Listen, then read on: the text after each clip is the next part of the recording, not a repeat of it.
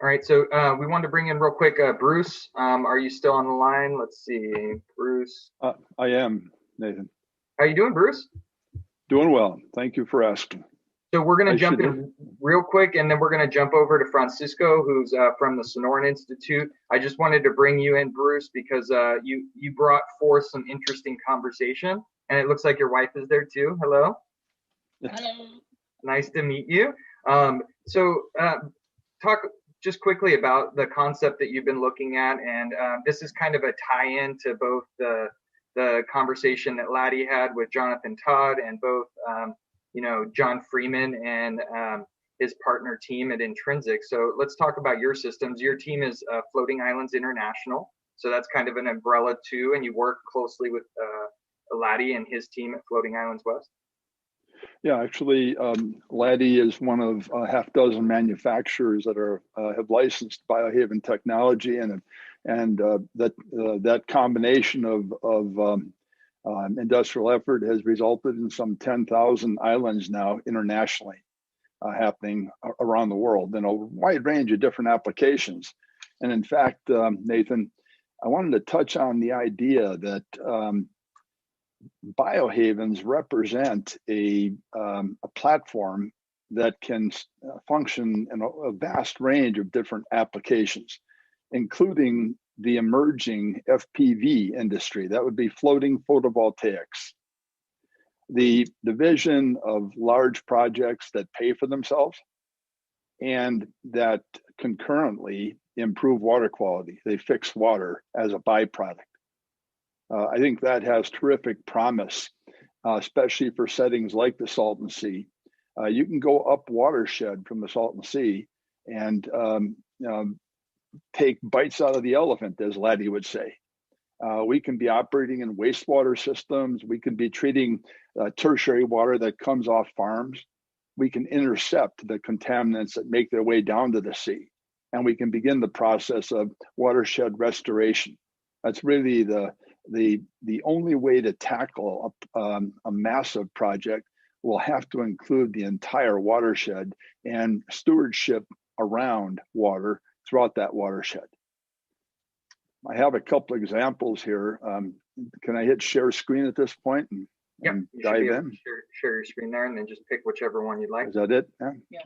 Okay. Yeah, no, that's a great concept. I mean, floating photovoltaics, I mean, everybody touts the Salton Sea region as sustainable and renewable energy mecca. And this is yet another type of system that can add to that with solar systems. Just from my understanding, A, you're reducing evaporation. B, you're increasing the efficiency of your solar panel production by almost double. And you get the added benefit of tying in the islands to create habitat for some of those birds that we mentioned earlier that only can breed in islands.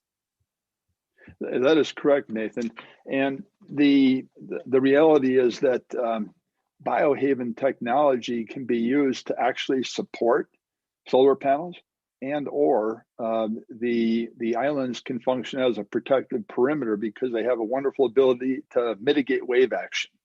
Over and above that, we can put specialized technology on islands. So in select locations where we really want to establish aerobic water, for example, we could employ nanobubbler technology today based on another California manufacturer that we're teaming with in reference to that. How do I get to the next slide here? Oh, right here, good. The vision of wave mitigation, as if you look down here at the bottom right corner, you'll see that's occurring under marine conditions off in the southeast, I believe off the coast of Louisiana. In this one here, you're looking at wave mitigation associated with a wake park. And the idea of blending water quality enhancement with another application like that wave mitigation. Where am I here? Oh, there it is. Let's see. Why is it not moving forward? I don't know.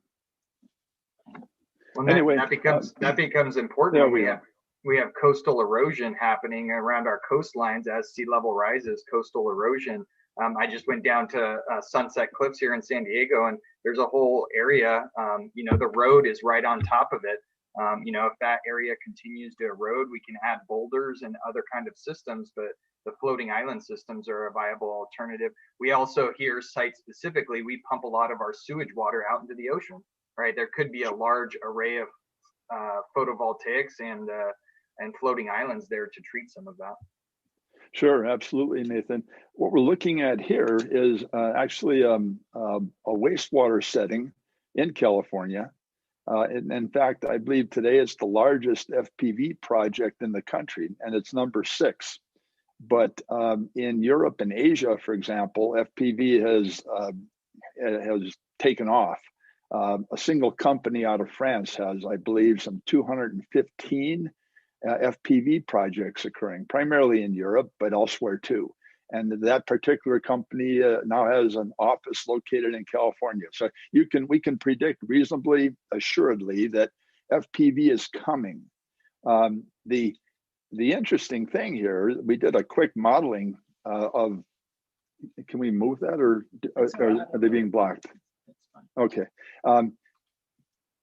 This particular system, if in fact, instead of using conventional pontoons, was using biohavens, the various pollution parameters, and we projected this based on standard contaminant concentrations associated with wastewater. But had we used biohavens in those applications, you'd have that same revenue coming from the solar power that is generated. And over and above that, you'd have these kinds of reductions associated with the contaminants themselves. This is extremely exciting to us. We think that the scale of FPV, the 25 megawatt project that typically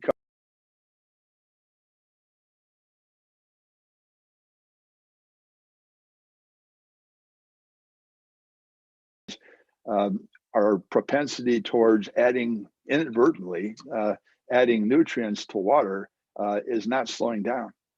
So the vision of getting up watershed from Salton Sea and making a difference, starting the process, we see that as a terrific window of opportunity.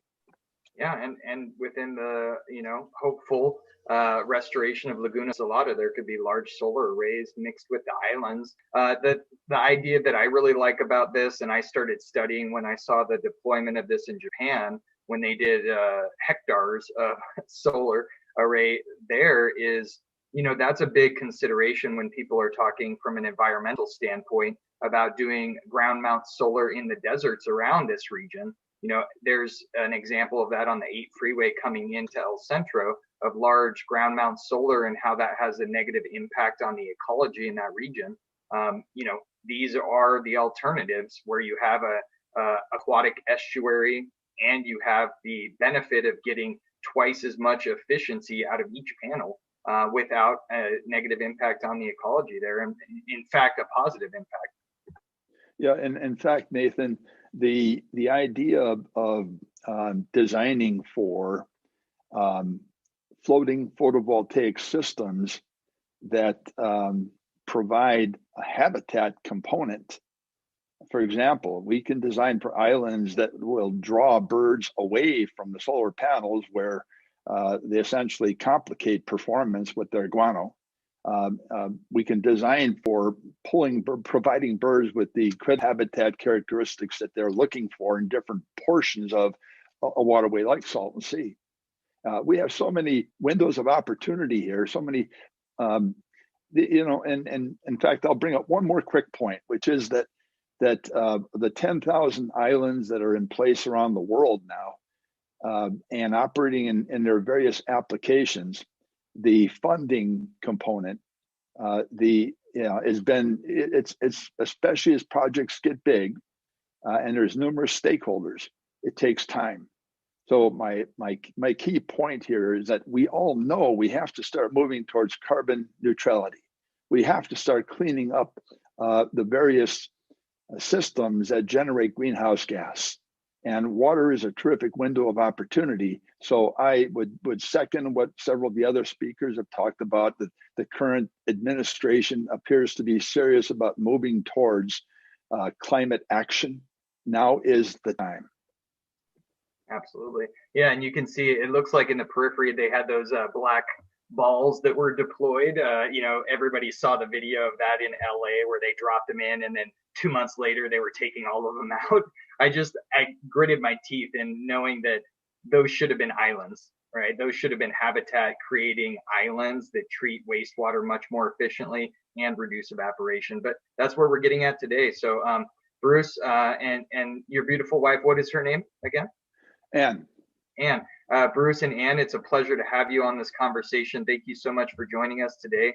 I'm really excited that you were able to hop in. It's a little off topic, or not off topic, but outside of our agenda. But I kind of want this to be fluid and free flowing, and we'll kind of transition a little bit of our time maybe today in our lunch break, maybe have a shorter lunch break so we can give Francisco Zamora a little bit more time. So Bruce and Anne, it's a real pleasure to have you guys here and to talk about this really important topic. Thank you so much.